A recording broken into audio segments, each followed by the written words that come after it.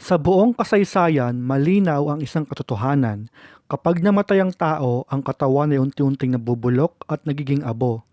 Ngunit may mga bihirang pagkakataon na tila tumatanggi ang kamatayan na gawin ng trabaho nito.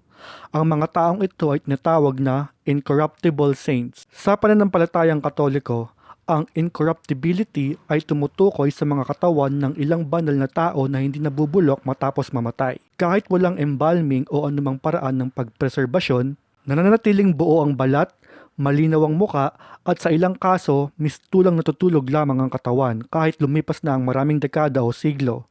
Isa sa pinakakilalang halimbawa ay si Santa Bernadette Soubirous na namatay noong 1879. Nang buksan ng kanyang libingan makalipas ang mahigit 30 taon, halos wala umanong senyales ng pagkabulok ang kanyang katawan.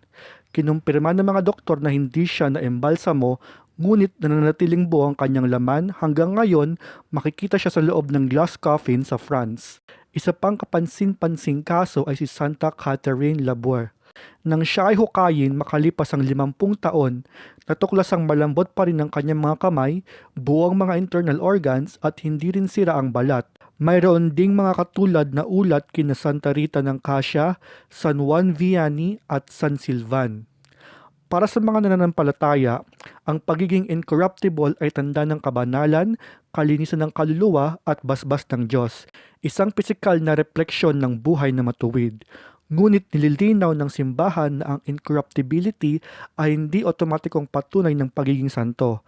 Marami ring banal na tao ang dumaan sa normal na proseso ng pagkabulok.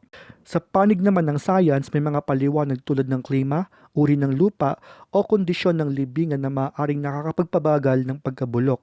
Ngunit kahit sa modernong panahon, hindi pa rin ganap na maipaliwanag kung bakit ang ilang katawan ay nananatiling buo habang ang iba ay hindi, kahit magkatulad ang kondisyon. Himalaman o misteryo ng kalikasan, ang mga incorruptible saints ay patuloy na humahamon sa ating pagkaunawa sa kamatayan.